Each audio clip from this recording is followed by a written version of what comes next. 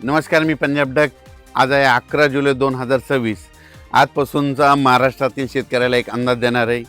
राज्यातलं परिस्थिती बघितल्याच्या नंतर आपण म्हटलं होतं ना, राज्यात 10 तारखेच्या नंतर 11 पासून चांगलं सूर्यदर्शन होईल.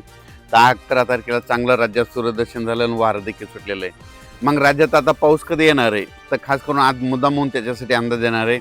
राज्यामध्ये आता 11, 12, 13, 14 पर्यंत असं चांगलं सूर्यदर्शन राहणार आहे. वारं देखील सुटन म्हणून हे अंदाज लक्षात येतात. त्याच्यानंतर 15 तारखेच्या नंतर 16 तारखेपासून राज्यात थोडाफार पावसाला सुरुवात होणार आहे. म्हणजे तुरळक ठिकाणी 16च्या नंतर म्हणजे 16 जुलैपासून 16, 17, 18, 19च्या दरम्यान राज्यामध्ये तुरळक ठिकाणी विखुरलेल्या स्वरूपाचा भाग बदलत पावसाला सुरुवात होणार आहे म्हणून हे अंदाज लक्षात येतात. तो पाऊस सर्वदूर पडणार नाही. फक्त काय झालेलं आहे, हे 4 दिवस जे पाऊस थांबन म्हणजे 14, 15 तारखेपर्यंत, ते 16 तारखेला मात्र परत सुरू होणार आहे म्हणून हा अंदाज लक्षात यायचा. त्याच्यानंतर पुन्हा काय परिस्थिती राहणार आहे, तर त्यानंतर काय परिस्थिती राहणार आहे, त्याच्यानंतर राज्यातल्या सर्व शेतकऱ्यांना सांगू इच्छितो की राज्यामध्ये 21 जुलैपासून ते 5 ऑगस्टपर्यंत म्हणजे चांगला जोराचा पाऊस पडणार आहे. मग ते दररोज वेगवेगळ्या भागात पडणार आहे. मग 21 जुलैच्या नंतर सगळ्यात जास्त जसं मुंबईला पाऊस पडला ना, आता मुंबई, पुणे, नाशिक, आता नंबर आहे विदर्भाचा. आता 14 जिल्ह्याचा नंबर आहे. मग तुम्हाला सांगू इच्छितो 21 जुलै ते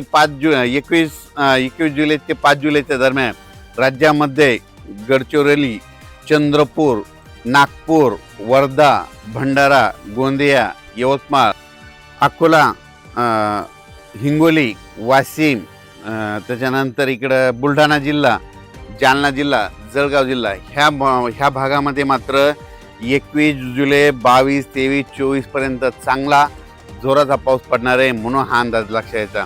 जसं मुंबईकडे पाऊस पडला तसा काय होणार आहे, नागपूरकडं, वर्ध्याकडं, भंडारा, त्याच्यावर चंद्रपूर, यवतमाळ, हिंगोली, अमरावती ह्या पट्ट्यामध्ये काय होणार आहे म्हणजे शेवटच्या आठवड्यात चांगला पाऊस येणार आहे म्हणून हे विदर्भात, पूर्व विदर्भातल्या शेतकऱ्यांनी अंदाज लक्षात घ्यायचा. 21 जुलै ते 5 ऑगस्टच्या दरम्यान विदर्भामध्ये चांगला पाऊस पडणार आहे. पूर्व विदर्भ आणि पश्चिममध्ये 6, 5, 11 जिल्ह्यामध्ये चांगला पाऊस पडणार आहे म्हणून विदर्भवासियांसाठी आनंदाची बातमी. म्हणून विदर्भातल्या शेतकऱ्यांनी 20 तारखेपर्यंत तुम्ही तुमची शेतीचे कामे करून घ्यायचे, कारण की 21 तारखेच्या नंतर चांगला जोराचा पाऊस तुमच्या भागात येणार आहे म्हणून हा अंदाज लक्षात घ्यायचा. जसं मुंबईकडे पडला तसा आता विदर्भाचा नंबर आहे. नागपूरचा, वर्ध्याचा, भंडाराचा, चंद्रपूरचा, गडचिरोलीचा त्यांचा आता नंबर आहे म्हणून हा अंदाज त्यांनी लक्षात घ्यायचा.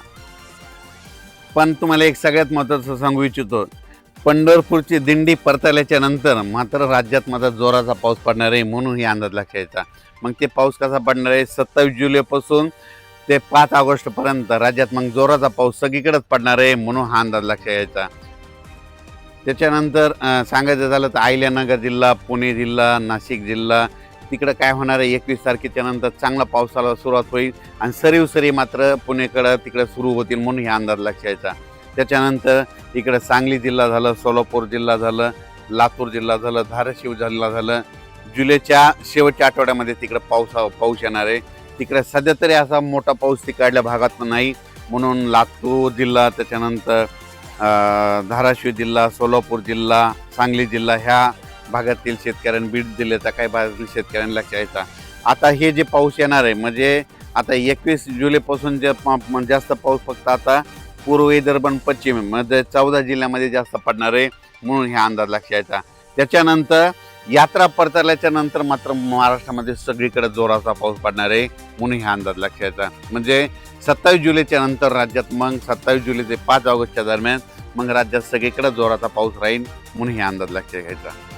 तसेच काही जिल्ह्यामध्ये आणखीन अद्यापही काही भागात पाऊस झाला नाही. त्याच्यामध्ये नंदुरबार जिल्हा एक आहे, सोलापूर जिल्हा एक आहे, लातूर जिल्ह्याचा काही भाग आहे, धाराशिव जिल्ह्याचा भाग आहे, बीड जिल्ह्याचा काही भाग आहे, नांदेडचा काही भाग आहे, सांगलीचा काही भाग आहे.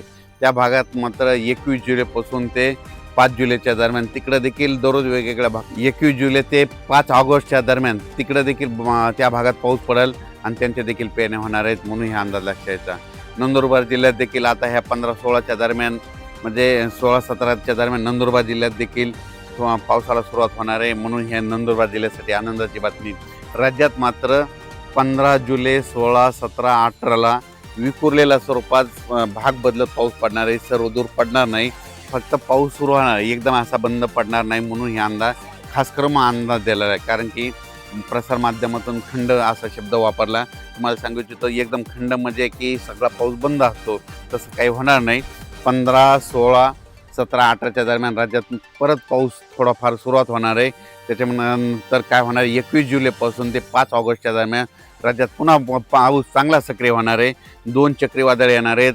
एक पहिलं चक्रीवादळ येईल, ते काय होईल, ते गडचिरोलीकडून पूर्व विदर्भातून लगेच असं पूर्व विदर्भाकडून पश्चिमी विदर्भात जाईल, पश्चिमी विदर्भाकडून उत्तर महाराष्ट्राकडे जाईल, उत्तर महाराष्ट्राकडून गुजरातकडे जाऊन धुमाकूळ घालेल. पण ते जात असताना काय होईल, महाराष्ट्रात मात्र पाऊस पडेल म्हणून हे लक्षात येतं. काही भागात रिमझिम पडेल, काही ठिकाणी जोरात पडेल. म्हणून येते 21 जुलै ते 23-24पर्यंत त्याचा असर राहील.